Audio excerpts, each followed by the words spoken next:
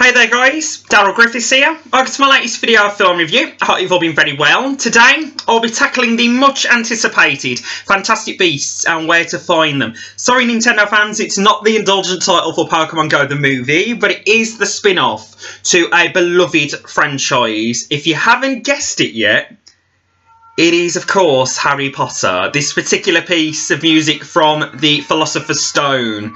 Now, with Hogwarts Quidditch, it represents a lot of magical cinematic memories for me growing up. And my favourite film was The Prisoner of Azkaban, directed by Alfonso Cuarón. My surname Griffiths, so Gryffindor was the norm, as you can imagine.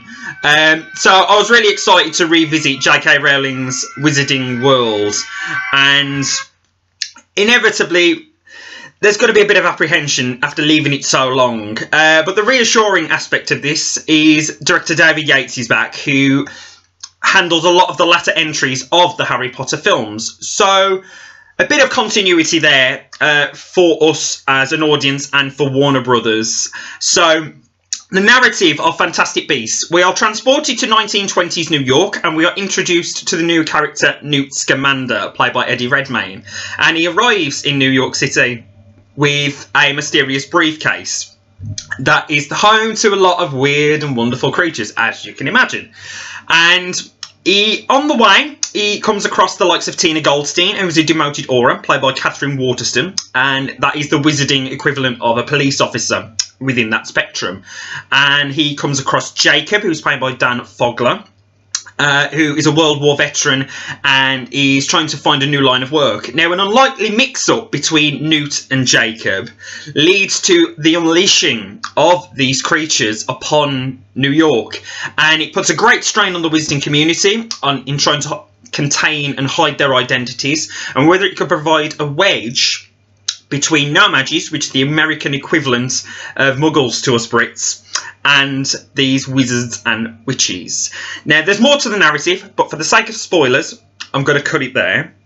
So I'm going to focus on different aspects of the film. Fantastic Beasts. The most impressive thing for me, as a viewer, was the politics of it. Rowling subtly, through the script, has touched upon a lot of the anxieties and the bigotry that has manifested into the modern climate. We've got talks of oppression and persecution, the idea of no-magi and a wizard relationship, how it can be frowned upon. There's an election campaign, and a very feisty one in the foreground. There's challenging of the elite. There's fanatical followers and the rhetoric that they spout. It really does touch on a lot of bases. And it is so impressive in how subtly it's delivered through the script and visually as well. Yates's direction, there's great visual flourishes. The visual tapestry of New York, this slightly distressed look as the plot thickens. And there's great sweeping aerial shots of the city, and it's really gorgeously realised. And of course the special effects, they are exquisite, as you would expect with this franchise.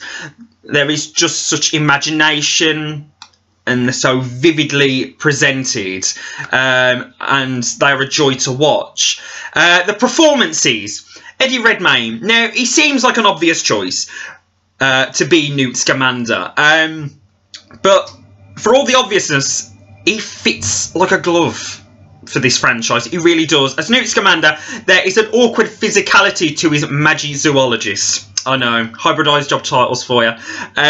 But there's a great physicality to him, which he's had in the past. I mean, you only have to look at his incredible performance in The Theory of Everything as Sir Stephen Hawking. The way he interacts with the creatures and obviously the no-magis as well. There's a great awkwardness about him and a geeky quality that you would expect. And it's a real subtly nuanced performance from Redmayne.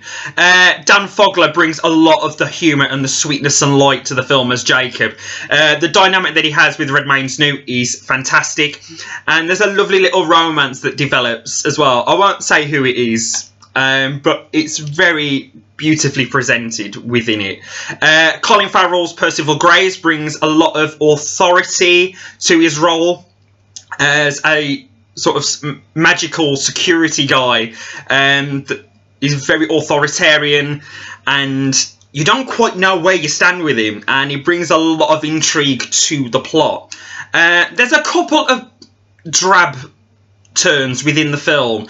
Samantha Morton I don't think gets enough to do as Mary Lou, and as a big fan as I am of Ezra Miller, I think he's really wasted here as Credence. I won't say what his character arc is, again, for the sake of spoilers, but he has not much room to manoeuvre, and it's a damn shame, because you look at his performances in the likes of The Perks of Being a Wallflower, we need to talk about Kevin, and of course his performance as the Flash, looming large with the Justice League. It's a damn shame that he's so confined here. But Fantastic Beasts, on the whole, as a coherent piece, there's so much world building to do. It's an enviable task that Yates is presented with, but he really does pass with flying colours. Sure, there are notable niggles. I think the score in Isolation by James Newton Howard is fantastic, but it toys with the tone a little bit, and it sort of distracts the ebb and flow of the film, and it throws you off guard a little bit balance-wise in terms of the tone, and pace-wise because it's jumping so much in between character arcs and little subplots. Sometimes it does meander a little bit as it tries to introduce various creatures and characters along the way. But as a first film, Fantastic Beasts is an often wondrous and really soulful return to this wizarding world. Whether it's got the legs for 5 films, which I'm still a bit apprehensive about, I've got to be honest. I genuinely believe it's Warner Brothers' backup plan for the critical failings in their comic book films, to be honest. But if anybody can do it, it's David Yates and J.K. Rowling combined. I really do think that they, with the amount of intrigue that's littered and the reveals that has through the narrative here, I think it might just pull it off, but there's a long way to go. But as a first instalment and an opener, Fantastic Beasts, I truly believe you will enjoy it as Harry Potter fans. I really do. So go out and see it. I don't think you need much persuasion from me this weekend, but I do think Fantastic Beasts is well worth a watch. So that is a wrap on my review of Fantastic Beasts and Where to Find Them. I sincerely hope you've enjoyed it. Be sure to subscribe to my YouTube channel below. That would mean a great deal. Be sure to check out Filmoria, which is my main place for film news and reviews now. You can like us on Facebook and Twitter. My next video review will likely to be either Allied, which is the Robert Zemeckis film with Marion Cotillard and Brad Pitt, or it will be Patterson, the new Adam Driver film. Kylo Ren is back in a completely different light. So I hope you can tune in for those. But that is a wrap. I've been Darryl Griffiths, and I will speak to you soon, guys. Take care, and I hope you enjoy Fantastic Beasts. Thank you very much.